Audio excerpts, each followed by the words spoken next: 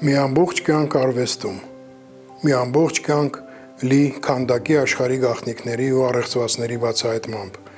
իր սեփական ընկալումներն ու ստեղծագործական մտքերն ու զգացողությունները ներկայացնելով,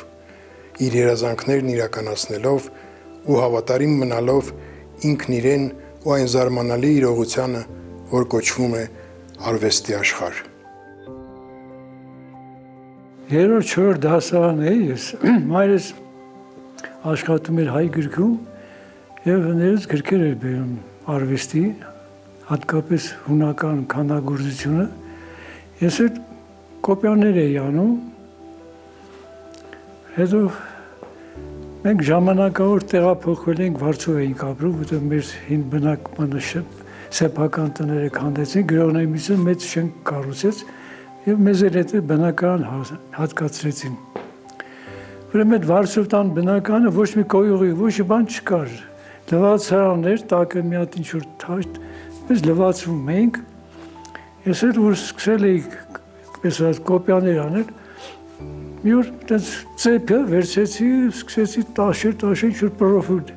պրոֆիլ դուրս եկավ էլի։ Կախեցի այդ լվացարանի հենց վերևը։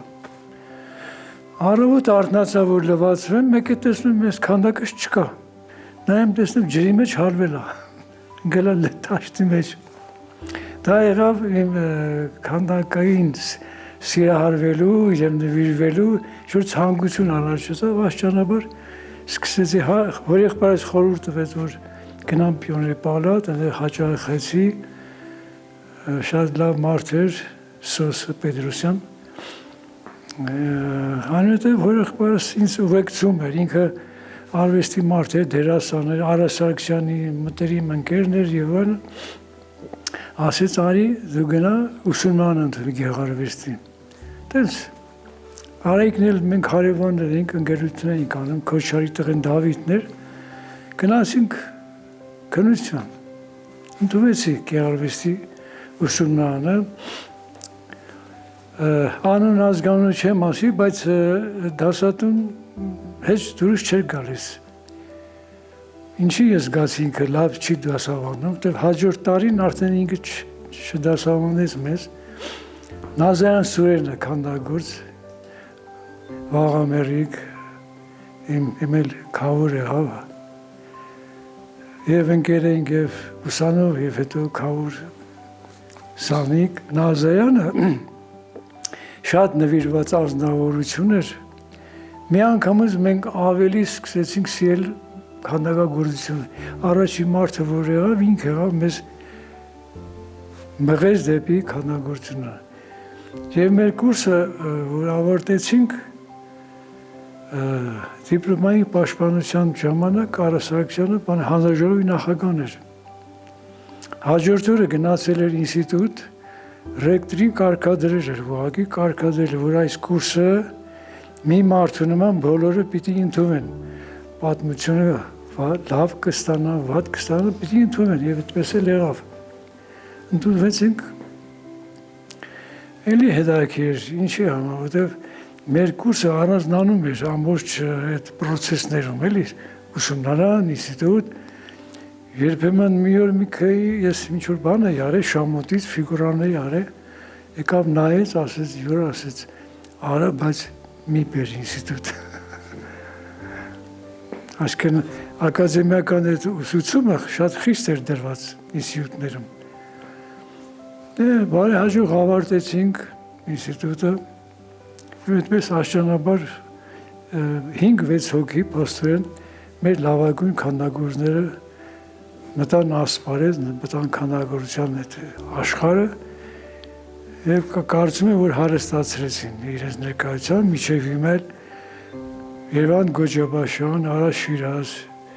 Հրանտ Հովսեփյան, ու մի քանիսը արդեն հետ մնացին։ Եղանակ ստեղծեցին այդ ընկերները, մի քանի հոգին մեր քանդակագործության մեջ եղանակ ստեղծեցին, նոր շունչ բերեցին, նոր մտածելակերպ բերեցին, այդպես մեր կյանքը նվիրեցինք, տվեցինք արվեստին։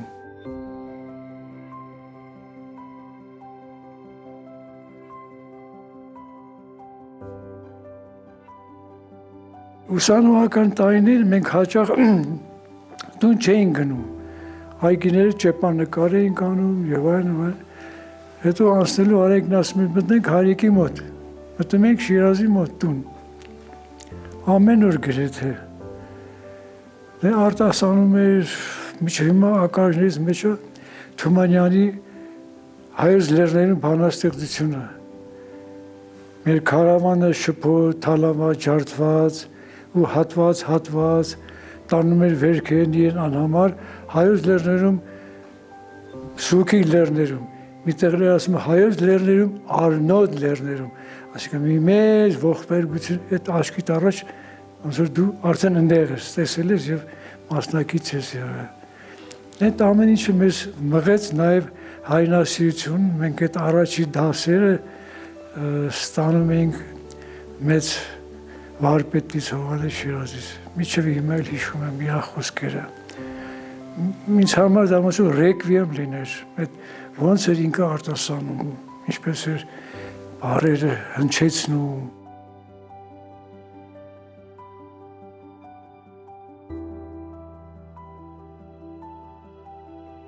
Ես ավելի դեպի ողբերգություն եմ գնում,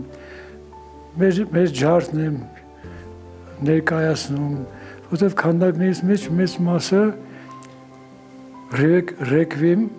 վերնագրին են կրում իրենց մեջ, ողբ են կրում, ցավ են կրում, դա այդ գիծի մեջ քիչ ինչի մտելա եւ չի դուրս գար, ես շարունակում եմ այդպես այդ գործերով ապրել եւ ստեղծել, ինչքանով դա ինձ ստացվում է, թե չի ստացվում, բայց ես այդ ուղու վրա եմ, ինձ այնտեղ եմ գտնում ես։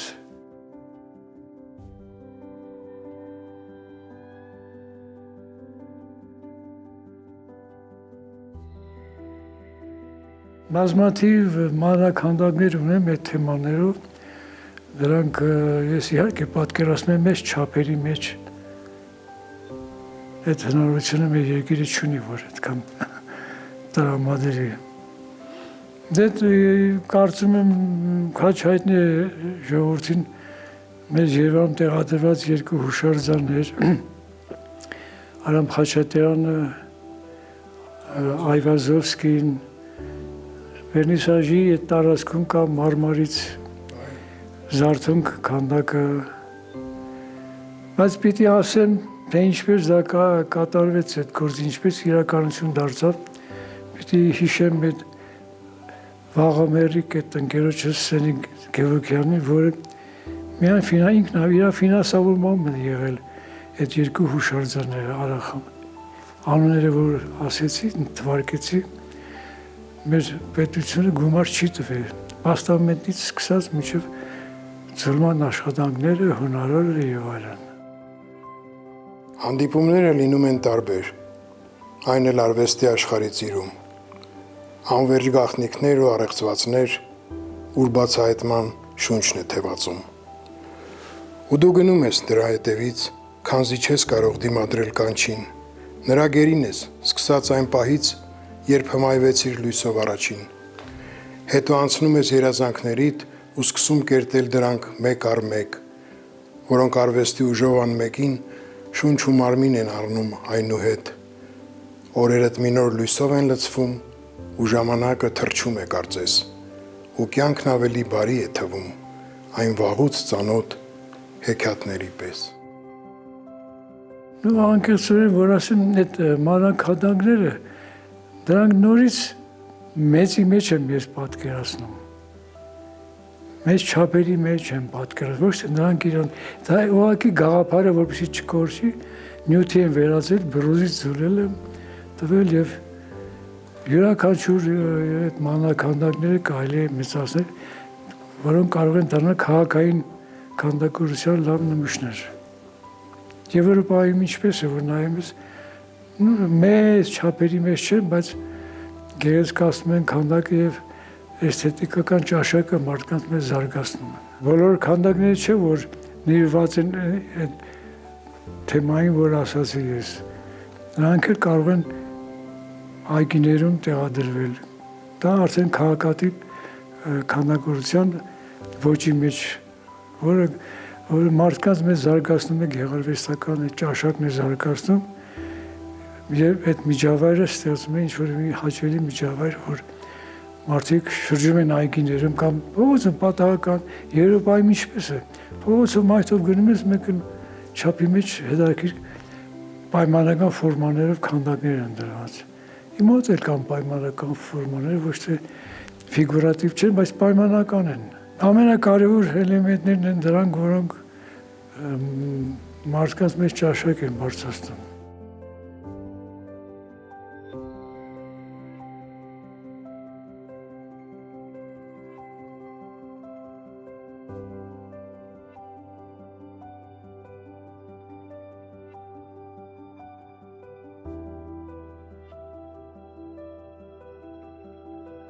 Քանդակագործությունը մասնավորապես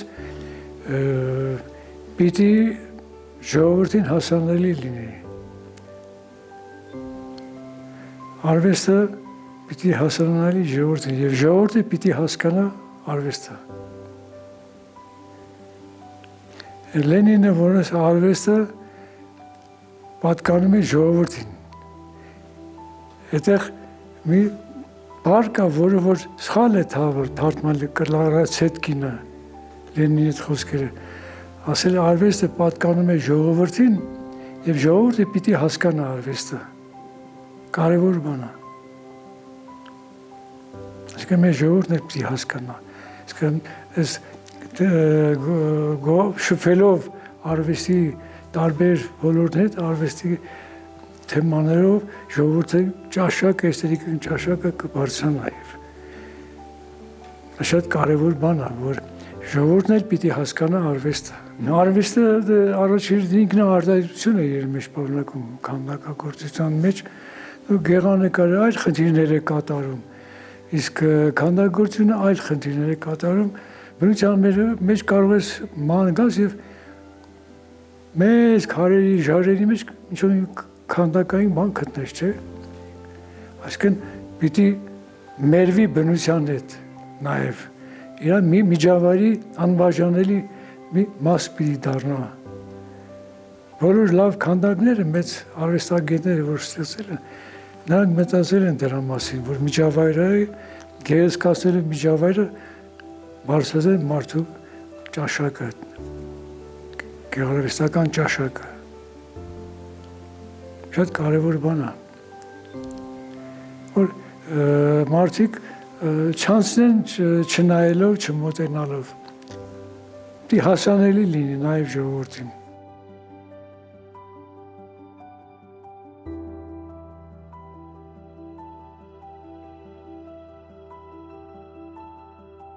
Արվեստագետը քնած ժամանակ էլ է փնտրում։ Ով ասի, Հյուգոն ասի, պոետ դողմե, պոետ տղավայ է։ Պոետը քնած է, պոետը աշխատում է։ Անդադ մեջդ ինչ-որ մի բան պտտվում է, էլի։ Նույնիսկ պատահական ծառի ճյուղ կարող անկած լինի, իր մեջ պարունակի ինչ-որ ֆորմաներ։ Երբ որ արդեն դու դարձնում ես քեզ համար քանդակ կամ ստեղծագործություն, արդեն դու ինքն քոնն ես ավելացնում եւ ստացվում է եւ միջավայրի հետ համահունչ եւ ինչ որ խոսք ասող։ Մեր եկեղեցիները ինչպես են մերվում բնությանը, չէ՞։ Ոնց է բնության մի մասնիկ լինում է եկեղեցիները, խաչքարերը։ Քանդակորձը ինքը արդեն հայտնաբերում է ինչ որ տեսնում է, ինչ որ բան զգում ենք հայտնաբերում է հիմք դրելով բնության մեջ ինչ որ մի, ասենք, ֆորմա կամ ինչ որ մի բան տեսնում եք, ամեն ինչ բնության մեջ, եթե պասիվ եղար դու ոչ մի բան չես տեսնի, հա, այդպես գնաց կգաս, բայց երբ որ դու քեզ հետաքրքրում է բնությունը, ինքն էլ նայելով քեզ համար մի բան գտնում ես անպայման։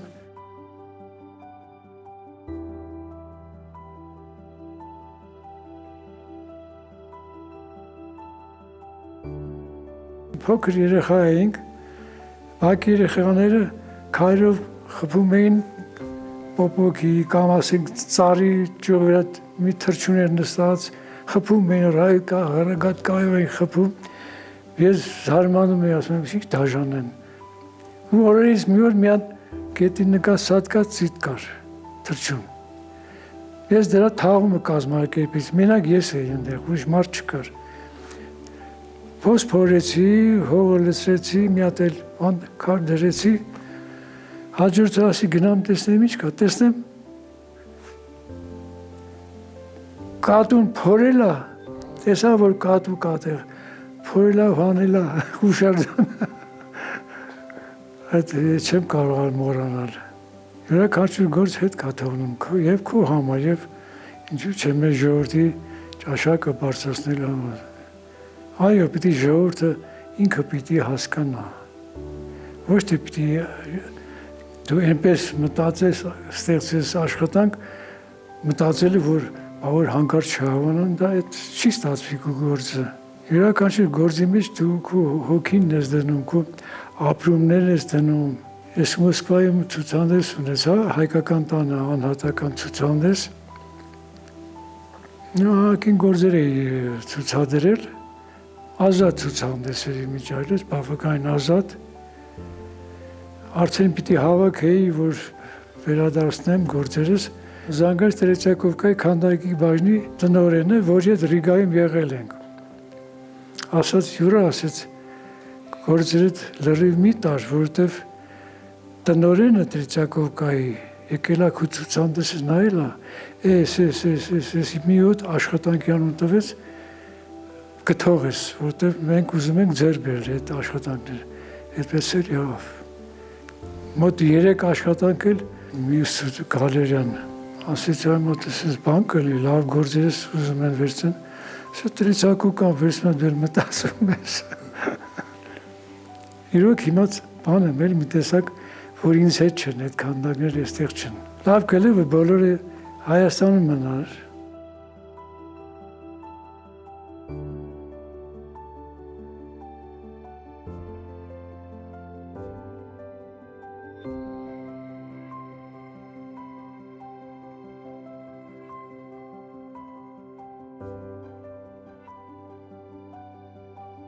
Երբ որ ես չեմ աշխատում, ոնց որ ես ինքս ինձ չհարգեմ, առանց ոնց կարելի է, ես չեմ կարող։ Այ եթե քանդակ էլ չեմ անում, ասենք հիմա ձմեռը ամառը խառնվել է իրար, ես կոլաժներով եմ արդեն զբաղվում հիմնականում։ Ամբողջ ձմեռը այստեղ եկել եմ, այդ փոքր տեղը աշխատել եմ, տանել եմ կոլաժներ անում։